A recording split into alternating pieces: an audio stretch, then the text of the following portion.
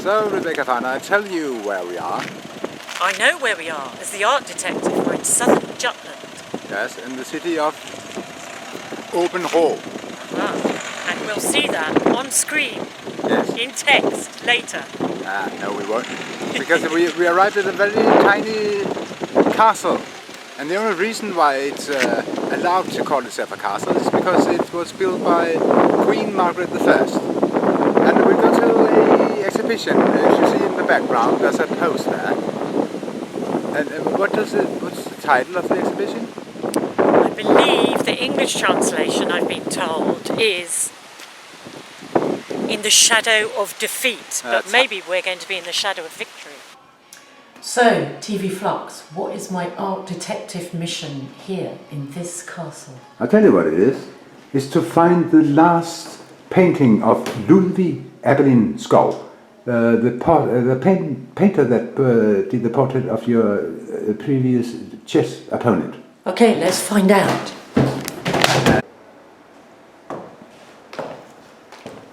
How about this one? I love this. I think it's very powerful. I like the way she's looking off into the middle distance. I like the simplicity of it, the shape of her outfit, and also she looks very symbolic. She doesn't necessarily look like a real person. But what is she carrying? It looks like she's carrying a flag, obviously. And? It looks like it's a Danish flag that she's carrying. And in the other hand? And a sword. She's carrying a sword, so she looks warrior-like. She looks very strong. Or just defensive?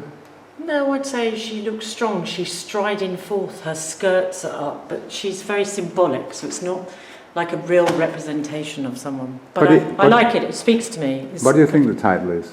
I'd say it's Denmark. Does yes, that make sense? I think because the camera already knows. But for me, I said Daughter of Denmark, which is a very similar kind of feel to it. Let's carry on and see if we can find what we're looking for. This is very evocative. It's like the wounded soldier. He looks sad. I like the way he's looking off in the middle distance. She's reading to him. I don't know whether it's from the Bible or a story, but I get this feeling that he is defeated. And this little detail that they're holding hands, they have an intimate connection here. But he also has very powerful. He has a ring on his finger. So he's married, but we don't know if it's to the lady. We don't know. It remains a mystery. It remains a mystery. Forever. Will it ever be resolved? Oh, wow! We found it. We found it. Finally, we found it. And it's much bigger than I thought it was going to be. It's actually huge. It's like a history painting. Obviously, a religious painting. It's excuse me. Deeply romantic yes, because of her hair and the folds. But what makes you think that's really our guy? I just think because of the textures and the colour, but also the feel of it. His romantic depiction of this young woman. There's a softness around the features, the hands that were quite similar. But from before, but I'm just so impressed how large it is, and I like this kind of moody sky in the background as well. But although it's something quite violent, we're looking at a corpse here, there's also something delicate at the same time, and I think this is painted by a deeply romantic person. But is it also a nude painting, you say? Technically we'd say semi-nude, but she has exposed breasts, yes. And it's a very few colors. It's brown, and it's. How many red spots we see in this painting? I'm not looking for red spots because every color is made out of multiple other colors. You can't just mix one pure color. So I actually think it's very colorful, but you have to come in close and look at the details. There's a little poppy here. Red. Yes, and also the pinkness of her flesh and the blood, but you have to look and absorb. So it's a painting to think about what's being represented. Let's stand back and enjoy the whole scene. The theme is supposed to be from the Greek mythology? Yes. But as I've read it, he got it all, or he read a book by somebody who got the story behind wrong. Because this woman was actually not killed the way she's being portrayed. But this we would call artistic license because it helps the picture to see this piercing of the arrow, the blood on this pale flesh, the drama of it.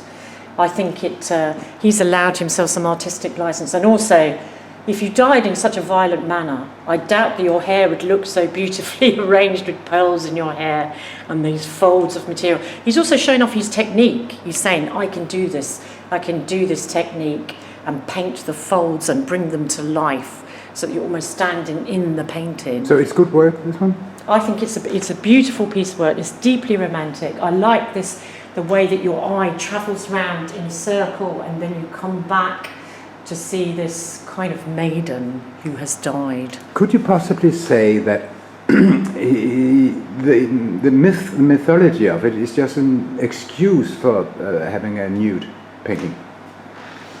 No, this is the tradition, classical nudes, whether in sculpture, in Renaissance times, and in painting. And also it's a way to learn technique through life drawing and life painting of the form, the female form and also the male form as well, muscle tones. There's lots of illustrations of Leonardo da Vinci drawing the muscle tones as well. So this is part of a great tradition, a sweep of great tradition of the history of art. But if you think only, if you take only the idea behind, then it's actually very macabre.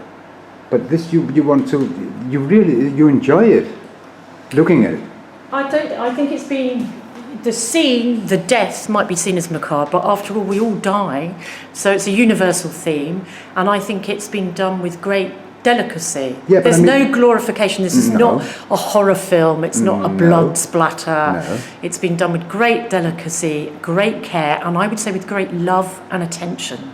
Right, but I think the idea of a beautiful woman dying from an arrow through her chest, I mean, hopefully that doesn't happen every day.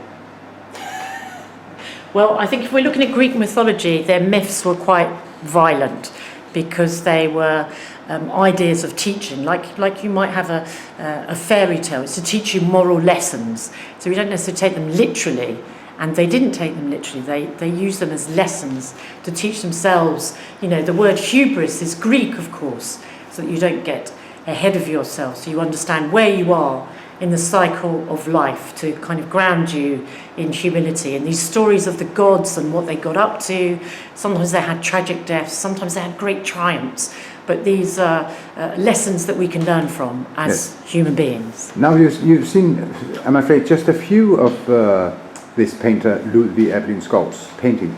Would you say that this one encircles what you're seeing so far? Not quite sure what you mean by in circles, but if you mean it's the ultimate, it's the kind of final chapter of his skill, technique, and also his personal interests as a young man, and we get this sensitivity of someone who's deeply romantic. It doesn't feel intrusive, it doesn't feel pornographic, it feels like there's a great deal of relationship with the model, that he obviously used a real life model to be able to achieve this, how he's depicted the light, etc., on the flesh, the shadow of the arrow, etc. He would have had to taken that from real life. So I think in a way it is the kind of summation, the final chapter in our art detective journey, because this is much larger than the other paintings that we've investigated and discovered along the way. And it's all encompassing, and the size of it, the scale of it, shows the importance of it, because this would have been really expensive for him to do and to invest in, and even the frame, but the amount of paint on the canvas and preparation. So on a practical level, it would have been like a final chapter, a painting to show off all his techniques and his personal interests as an artist. Yes, because speaking of his personal interest, dare I say he had an interest in a woman's naked body? I think that's putting it in very crude 21st century terms. This is part of a long line of history painting, and the female form being looked at in a different way. There's nothing salacial about this painting. If you're lucky enough to come to this museum in southern Jutland, you will see exactly what I mean.